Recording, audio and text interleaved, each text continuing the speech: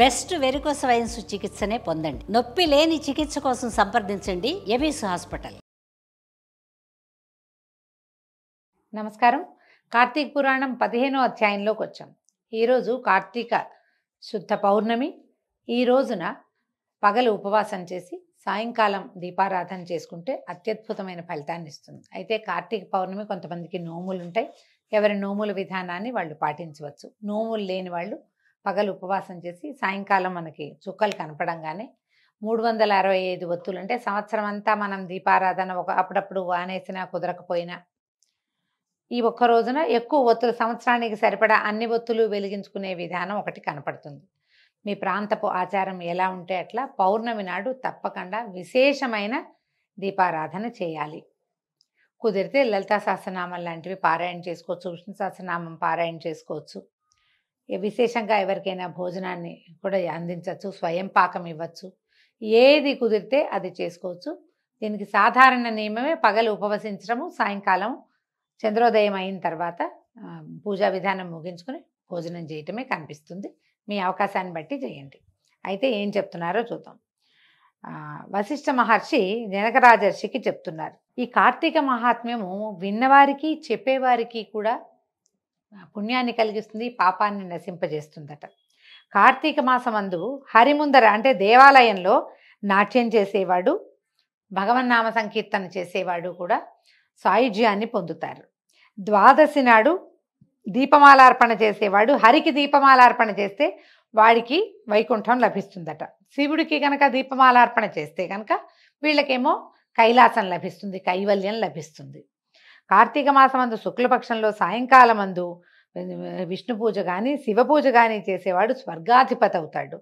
నెల రోజులు నియమంగా ఆలయ దర్శనం చేసేవాడు, శివాలయం కానీ విష్ణువాలయం కానీ ప్రతిరోజు 30 రోజులు మానేయకుండా దేవాలయ దర్శనం చేసేవాడు.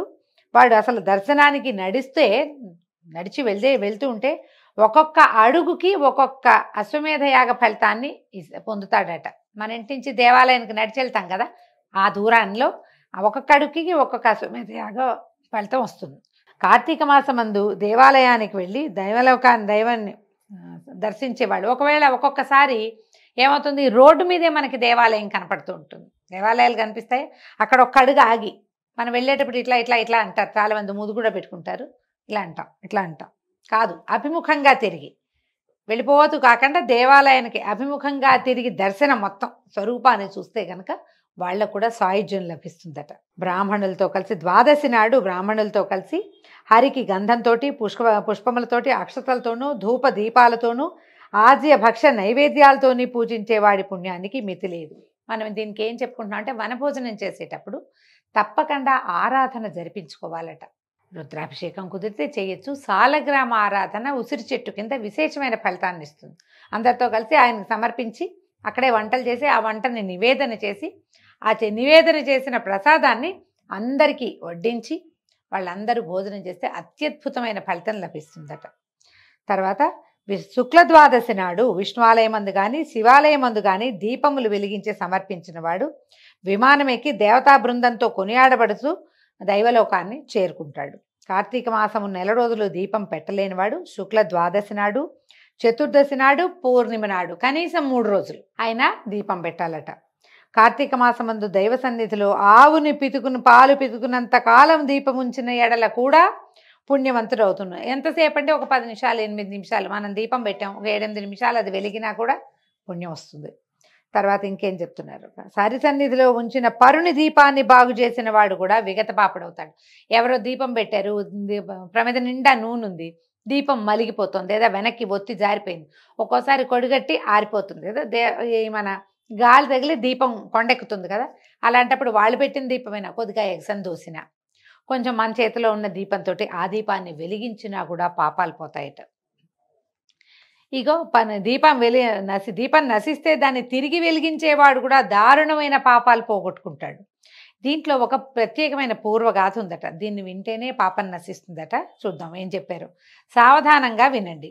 పూర్వమందు సరస్వతి తీరంలో సృష్టి మొదలు పూజా నైవేద్యాలు లేక జీర్ణించినటువంటి ఒక పరమ పురాతన విష్ణువాలయం ఒకటి ఉండేదట. కార్తీక స్నానార్థము కర్మనిష్ఠుడకు ఒక యతీశ్వరుడు ఈ సరస్వతి నదీ తీరానికి వచ్చాడు. వచ్చి ఇది ఏకాంతంగా తపస్సుకి అనుకూలంగా ఉన్నదని ఎంచి ఆ జీర్ణాలయమందున్నటువంటి ధూళిని దుమ్ము ధూళి అంతా శుభ్రం చేసి అక్కడ ఇక్కడ అకటావికటంగా ఉన్నటువంటి చెట్ల కొమ్మలు అవి కొట్టేసి బూజులు తుడిచి శుభ్రం చేశాడు. తర్వాత ఏం చేశాడు, దగ్గరలో అంటే ఇలా అంతా నీళ్లు చల్లి తుడిచాడు. తుడిచిన తర్వాత చుట్టూతా ఉన్న గ్రామాలు చూశాడు. దగ్గరలో ఉన్న గ్రామానికి వెళ్ళి నూనె 12 దీపపాత్రలు అంటే ప్రమిదలు తెచ్చి దీపాలు వెలిగించి హరికి సమర్పించి ఈయన తపస్సులో ఉన్నాడు, సమాధిలో ఉన్నాడు. అంటే బహుశా మెడిటేషన్ చేసుకుంటాడనమాట, ధ్యానంలో ఉన్నాడు. యతీశ్వరుడు ఇట్లు చేయుచుండగా కార్తీక శుక్ల ద్వాదశి నాడు రాత్రి ఒక ఎలుక ఆహారం కోసం తిరుగుతూ విష్ణువుకు ప్రదక్షిణం చేసి మెల్లిగా ఈ దీపాల దగ్గరికి చేరింది. ఎలుక వచ్చిన తోడనే జ్వాల తగ్గిపోయి అది అక్కడికి వచ్చి జ్వాల తగ్గిపోయి కేవలం ఒత్తితో ఉన్నటువంటి పాత్రను చూసి దాని దగ్గరనే జ్వాలతో కూడినటువంటి ఒత్తిని చూసి అందున్న నూనెని భక్షించి దాన్ని తీసుకుని జ్వాల లేని ఒత్తిని కూడా గ్రహించిందట. అందులో జ్వాలతో ఉన్న ఒత్తి సంపర్కం వల్ల జ్వాల లేని ఒత్తి కూడా అంటుకుంది. ఇది లాక్కొచ్చింది, దీనికేమో జ్వాల ఉంది, ఆ ఒత్తి పుచ్చుకొచ్చింది. ఈ రెండో పక్కనేమో వెలిగి లేదు, దీపం కోణ మలిగిపోయింది.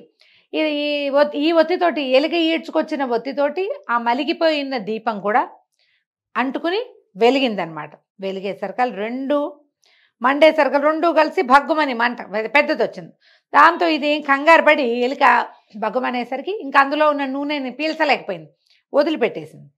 అయితే ఏమైంది, ఈ కార్తీక శుక్ల ద్వాదశి నాడు హరిసన్నిధిలో యతీశ్వరుడు వెలిగించిన దీపాన్ని నశిస్తే దాన్ని ఎలుక తిరిగి వెలిగించడం వల్ల దాని పూర్వపుణ్య వశం వల్ల ఆ రాత్రి అక్కడే చచ్చిపోయిందట.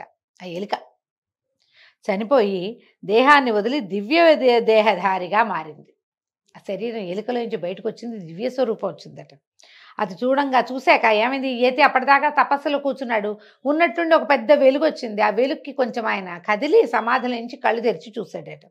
చూసి ఓయి నీవెవడవు, ఇచ్చటికి ఎందుకు వచ్చితివి అని అడిగాడు. అడిగేసరికల్లా ఆ ఎలుకలోంచి వచ్చినటువంటి ఆ దివ్య స్వరూపుడుగా ఉన్నవాడు యతితో ఇట్లా చెప్పాట, ఓ మహాన్భావ, నేను ఎలుకను, గడ్డి తుంపుల్ని వాటిని తినేవాడిని, నిత్యం ఈ ఎలుక నుంచి ఈ దేవాలయం చుట్టూ తానే తిరుగుతుండేవాడిని. ఎలుకనైన నాకు ఇప్పుడు దుర్లభమైన మోక్షం లభించింది. ఇది ఏ పుణ్యం వల్ల లభించిందో నాకైతే తెలియదు. పూర్వముందు నేనెవరిని, నా ముందు కాలంలో నేనెవరిని, ఏం పాపాలు చేశాను, ఏ పాపం చేత నాకు ఈ ఎలుక జన్మ ప్రాప్తించింది, ఈ విషయం అంతా సర్వజ్ఞులు, మీరు మహానుభావులు చాలా రోజులుగా ఇక్కడ తపస్సు చేసుకుంటున్నారు కాబట్టి అదేమిటో నాకు తెలియజేయండి, నేను మీకు దాసుణ్ణి శిష్యుణ్ణి మీ దయకి పాత్రుణ్ణి అని పాదాలు పట్టుకున్నాడు. ఆయన ఈ యతి ఆయన ఎంతో కాలంగా ధ్యానంలో ఉండటం అలవాటైంది. ఆయనకి జ్ఞాననేత్రం తెరుచుకున్నది. తన జ్ఞాననేత్రంతో ఈ సర్వము విచారించాడు. ఈ ఎలుక తాలూకు పూర్వగాథంతా చూశాడనమాట. అప్పుడు ఆ ఉద్భూత పురుషుడితోటి ఇట్లా చెప్పాడట, ఓయి నీవు పూర్వము బాహ్లిక దేశమందు జైమిని గోత్ర సంజాతుడవు, బ్రాహ్మణుడవు, కుటుంబ పోషణ పరాయణుడనువు, బాహ్లికుడు అనే పేరు కూడా ఉంది నీకు.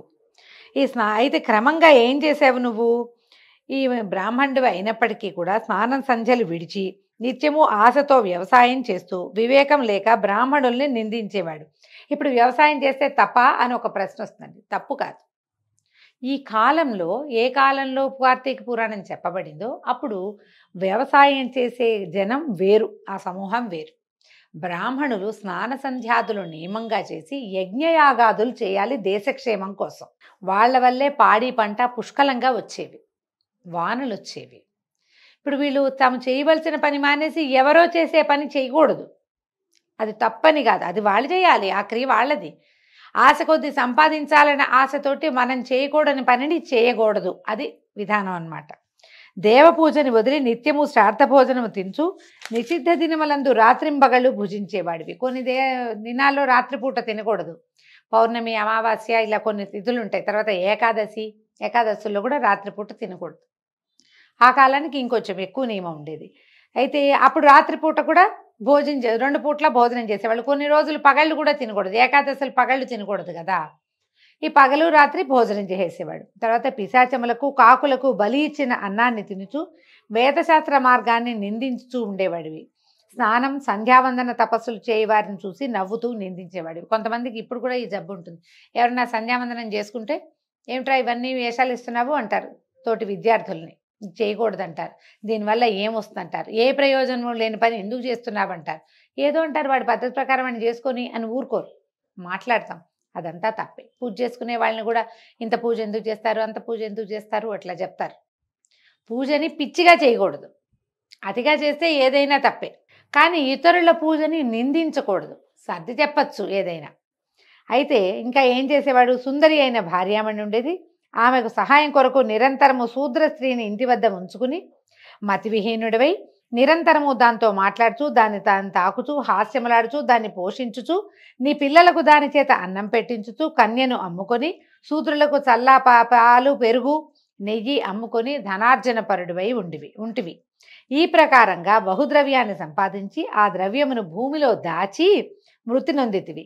ఇటు పాదకముల చేత నరకము అనుభవించి తిరిగి భూమి యందు మూషకముగా జన్మించి ఈ దేవాలయంలో ఉండి దేవద్రవ్యాన్ని అపహరిస్తూ దీపపాత్రలోని తైలమును తాగుతుంటివి.